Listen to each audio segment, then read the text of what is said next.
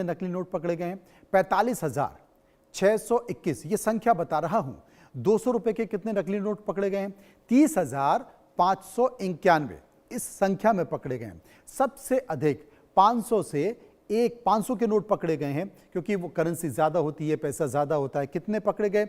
1,41,922 note पकड़े गए हैं। यानी कि प्रति 1 लाख नोटों में नकली नोटों की संख्या कितनी है?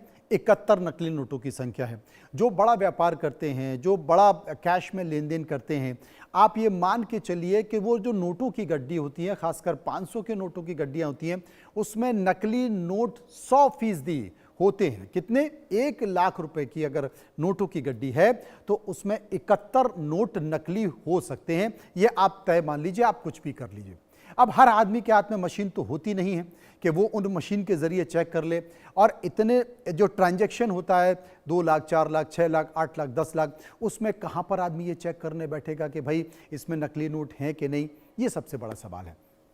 तो क्या आपने कभी सोचा है कि आपकी जेब में जो कागज का नोट है उसे बनाने और फिर जब वह पुराना हो जाए तो उसे नष्ट करने या नया नोट छापने में देश का कितना पैसा लगता है, कितना पैसा खर्च होता है?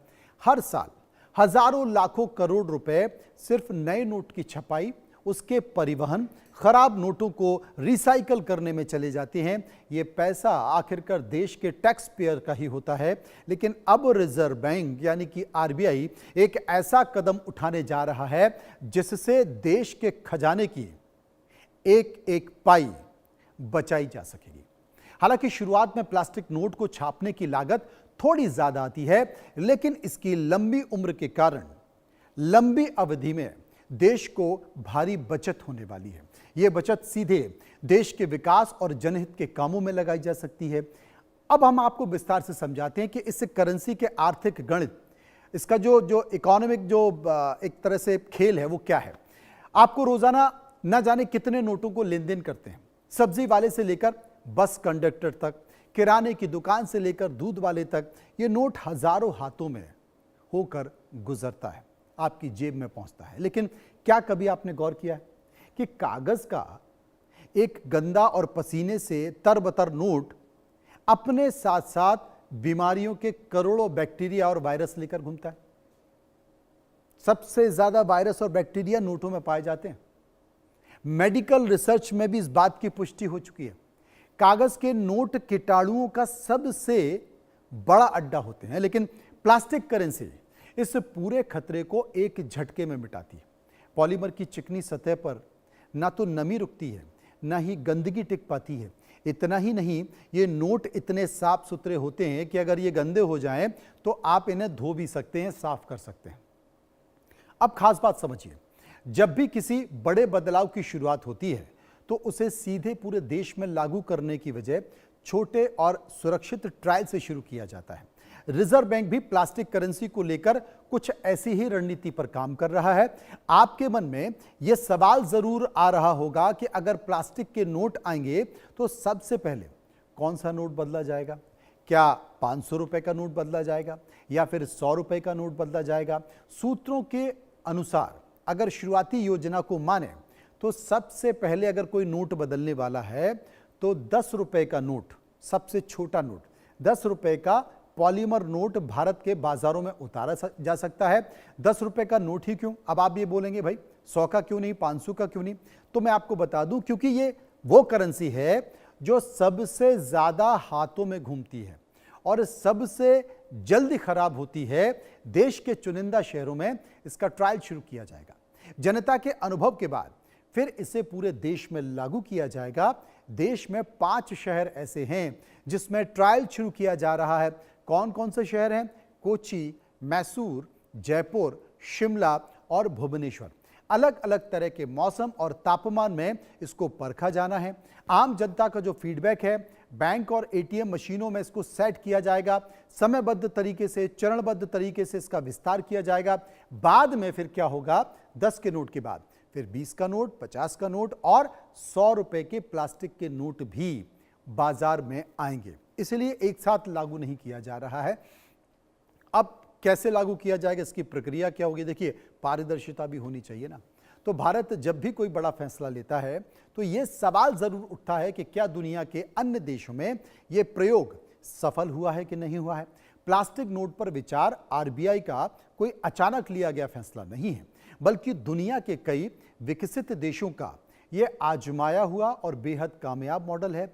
सबसे पहले 1988 में ऑस्ट्रेलिया ने पॉलीमर नोट की शुरुआत की थी। आज वहां पर कागज की करेंसी पूरी तरह से इतिहास बन चुकी है। इसके बाद फिर ब्रिटेन, कनाडा, न्यूजीलैंड और वियतनाम जैसे 30 से ज्यादा देशों ने इसे पूरी तरह से अपना लिया है।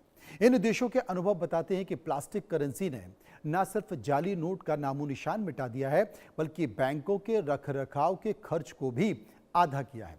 भारत अब इसी वैश्विक अनुभव का फायदा उठाने जा रहा है। आज दुनिया ग्लोबल वार्मिंग और जंगलों की कटाई को लेकर चिंता कर रही है, लेकिन क्या आप जानते हैं कि हमारे हाथों में मौजूद कागज के नोटों को बनाने के लिए हर साल लाखों पेड़ भी काटे जाते हैं। इसके अलावा कागज की जो लुगदी तैयार करने और छपाई की प्रक्रिया में भारी मात्रा में पानी और रसायन का इस्तेमाल होता है, जो हमारी धरती को नुकसान भी पहुंचाता है। जब ये कागज के नोट खराब होते हैं तो फिर इन्हें जला दिया जाता है, जिससे हवा में और जहरीला धुआं फैलता है। ऐसे में प्लास्टिक करेंसी पर्यावरण के लिए एक बड़ा वरदान साबित हो सकती है। इसके अलावा एक और खास बात है जो मैं आपको बताना चाहता हूं। जब भी देश में अर्थव्यवस्था या फिर करेंसी से जुड़ा कोई बड़ा बदलाव होता है तो उस पर राजनीति का गरमाना भी तय होता है। प्लास्टिक नोट लाने की योजना जैसे ही सामने आई, वैसे ही इस पर सियासी बयानबाजी शुरू हो गई। विपक्षी नेताओं ने रिजर्व बैंक के टेंडर और विदेशी कंपनियों की भागीदारी को लेकर सवाल खड़े कर दिए। समाजवादी पार्टी के अध्यक्ष अखिलेश यादव की तरफ से प्रश्न पूछा गया कि क्या अब देश में जो नोट हैं वो नोट छापने का काम निजी हाथों में सौंपा जा रहा है? क्या देश की करेंसी सुरक्षा किसी बाहरी कंपनी के हवाले होगी? इन सवालों ने आम जनता के मन में कई तरह की शंका भी पैदा कर दी है। लेकिन इस पूरी सियासत और आरोपों के पीछे का असली सच क्या है? रिजर्व बैंक का एक पूरे मामले पर क्या रुख है, मैं आपको बताता हूं। टेंडर प्रक्रिया की असल सच्चाई क्या है, इसे भी समझना जरूरी है, क्योंकि जब कोई भी बड़ी चीज होती है तो सवाल उठना स्वाभाविक होता है, लेकिन उन सवालों का जवाब भी होना चाहिए। एक बेहतरीन और आधुनिक अर्थव्यवस्था वही मानी जाती है जो समाज के हर वर्ग का ध्यान रखे, विशेषकर उन लोगों का जो आंखों से नहीं देख सकते।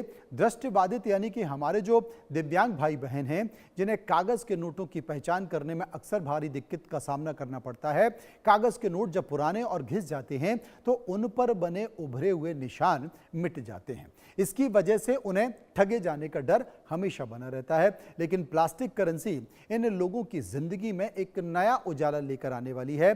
पॉलीमर नोट पर दृष्टिबाधित लोगों के लिए खास तरह के उभरे हुए स्पर्श बिंदु यानी कि टेक्सटाइल फीचर भी बनाए जाएंगे, जो नोट के घिसने के बाद भी कभी नहीं मिटेंगे। कभी ना मिटने वाले उभरे निशान स्पर्श बिंदु सालों तक एकदम साफ सुथरे महसूस होंगे। छूते हुए 10, 20 और 100 रुपए के नोट का फर्क भी आपको समझ में आएगा। साइज में स्पष्ट अंतर, मोबाइल कैमरे और सेंसर के जरिए भी इन नोटों की पहचान की जा सकती है। ऐसा प्रयास भी किया जा रहा है, लेकिन बहुत सारे सवाल भी उठा रहे हैं। मुझे लगता है कि आरबीआई इसका बेहतर जवाब देगी और ये बताने की कोशिश करेगी। इस विषय पर फिलहाल इतना ही, लेकिन अब बात एक और विषय की।